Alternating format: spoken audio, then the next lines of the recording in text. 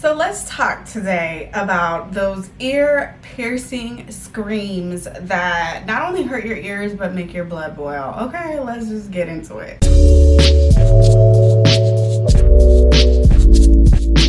Hi, hello, and welcome back to my channel. If you are new here, I am Dr. Jasmine over at themomspsychologist.com. Go ahead and give this video a thumbs up if you are struggling with relentless tantrums and screaming that is just driving you crazy. Make sure you also subscribe to this channel so you don't miss any of my uploads. I upload now, we're working on Tuesdays and Fridays. But I upload at least once a week. So I would love to have you as a part of the family. I also have a positive parenting checklist bundle. It is comprised of 13 checklists designed to help you know what to do and say even during the most challenging parenting moments like tantrums and aggression and so much more. So the link will be in the description if you want to download your free bundle. But let's get into today's video. I got a question from a mom and she said, "Hi Dr. Jasmine, thank you so much for sharing such great information and insights with us. I just started following your account recommended by a friend and I have already been able to apply some of the techniques and hints you have shared. So thank you again. My question is, what's the best way to handle a screaming tantrum? Like super loud screams. It happens when my 2.5-year-old is tired and hungry, for example, after coming home from school. I understand the concept of prevention, but right there in that moment when my child is screaming to the top of their lungs, what is the best approach? My husband and I have different approaches and I'd really love to get your perspective on this, as I'd like to make sure we are both doing what's more helpful to our child but also effective. Thank you so much in advance. P.S. Just purchased your potty training book on Amazon and can't wait to dive in and start reading it tomorrow. Take care." Oh, you are so sweet, Mama. Link in the description if you want to check out my potty training book. But I love this question because I think so many of us can relate, especially if we have little ones. You know, the toddlers and preschoolers, they love to scream and tantrum. And here is the thing to remember about all behavior, but it's specifically tantrums and screaming. Screaming is what I want to talk about today, is that screaming, that ear-piercing screaming. Children only do behaviors that work for them.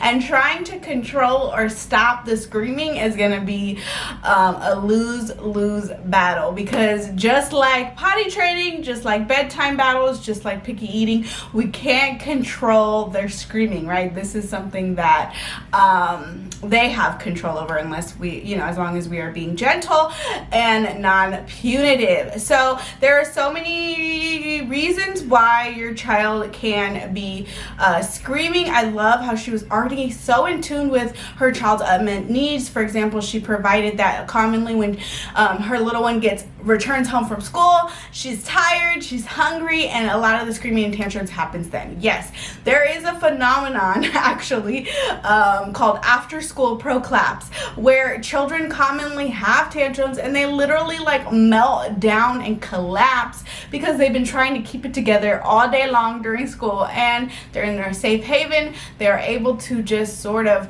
let it all out, let all those pent up emotions out. They're also really tired, they're exhausted, they've been around a lot of stimulation all day, and so, you know, after school is the perfect time to have a little meltdown. So I love that this mom was already in tune with her child's unmet needs. But yes, so some common reasons why your child is screaming at the top of their lungs, having tantrums, is they have unmet needs, like they're tired, they're hungry, they want more connection, or they're overstimulated.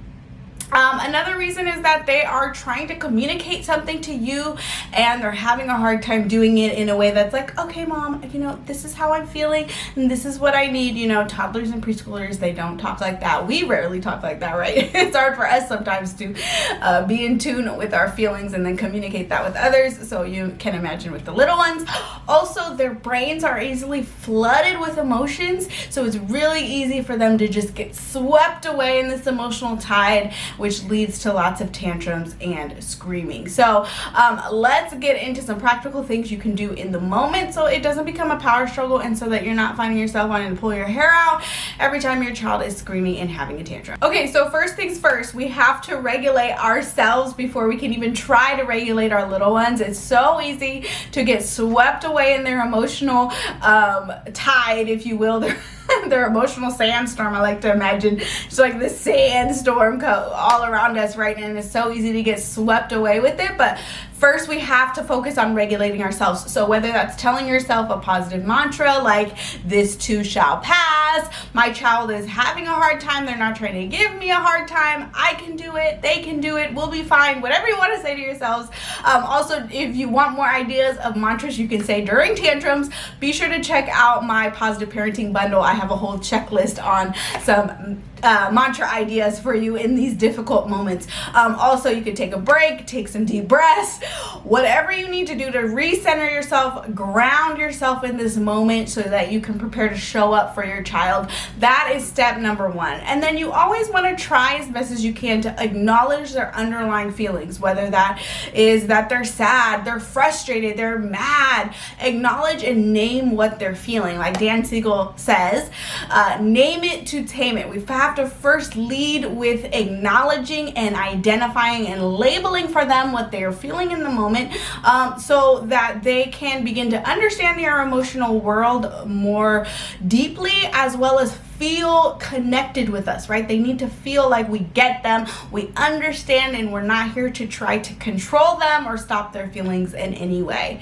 And then after you acknowledge their feelings, the next step is to draw a boundary around it. And you can do this in a couple ways. You can use a when-then statement. You know, "Oh, honey, it is so hard to hear you when you're screaming. I really want to help you, right? I really want to hear what you have to say." When you use your words, or when you can communicate with me, or whatever you want to say, when you use your words, then I'd be happy to hear you and help you. Okay, so you can establish a parameter, let them know your expectations, so that they can try to meet them. Now, this is not always going to be possible, especially for the little ones, and especially if their communication is lacking. So what you can also do, you can lead with that, and then if they seem to be struggling, you can give them the words to say what they need, right? So oftentimes it's not enough to just say, use your words, use your words, use your words, because oftentimes they don't know, right? They don't know. They're dysregulated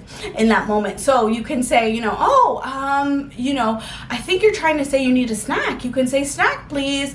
Or I think you're trying to say XYZ. You can say this, right? So give them the words that they can use to just foster that communication, reinforce them using their words in the moment to communicate their needs and ask for what they need or want, versus screaming or yelling. And then for the older kids, you can establish more boundaries, right? Okay, when then statements, so that they know what they need to do in order to get help. And then I think the most important step, which is really about prevention, is using a lot of positive reinforcement throughout the day to reinforce the idea that they're speaking calmly, they're using their words, they're being respectful, that kind of thing, right? So you want to be sure that you're praising them and acknowledging their effort throughout the day, as some sort of prevention work and communication work, really, to help establish more skills and let them know what the expectations are, right? So thank you for saying that so calmly. Thank you for letting me know what you need. I commonly say that, right? Thank you for letting me know. Now I can help you, right? So you don't want to wait until they're screaming and they're tantruming to use these words, right? Or to help them express themselves. Here's the thing about tantrums is that, they're so emotionally flooded that during those times of intense emotions, it's really hard for them to process in language, process in and understand what you're trying to say, and then communicate. So you want to make sure that throughout the day you're doing a lot of this teaching in a proactive way. And then you want to try to avoid, caving into their demands while they're screaming. Again, you want to try to promote them using their words to say what they need, and then you meeting their request or trying to meet their request as best as you can. If you can't, again, you can give like what I like to always suggest, give a conditional yes, where you're acknowledging what they want or what they are asking for, and then you let them know when they can expect it, right? So if they're asking for a snack or they're frustrated they can't go outside, acknowledge that feeling that, yeah, man, I wish we could go outside, or I wish we could do XYZ or have a snack. Let's make a plan to do it then, so they know when to expect it and they don't feel so shut down, right? Because nobody really wants to hear no all the time. So try not to cave in and just meet their demands and try to bend over backwards while they're screaming, because that really does reinforce that behavior. Because again, children only do behavior that works for them, and a lot of the times the screaming and the tantrums is a way to communicate what they need, but it's our job as parents to help them learn pro-social ways to communicate their needs, right? Instead of demanding and screaming and tantruming, ideally. Now again, this is a skill that's going to develop over time. We can't expect from our 2-year-old what we would expect from our 6-year-old, for example. So give it time, and again, make sure that you're using times throughout the day to reinforce and teach the skills that you ideally want your little one to learn. Don't engage in this power struggle trying to make them stop, because remember, we can't make them stop screaming. So focus on centering yourself and then providing a teaching moment so that you can show up for your little one. I hope this was helpful. Be sure to check out my positive parenting bundle. The link will be in the description box. And if you have a question for me that you would like me to answer in the next YouTube video, I will leave the link below. And make sure you're subscribed to this channel. I would love to have you part of my family, and give this video a thumbs up if you enjoyed it. I'll see you in the next one. Bye.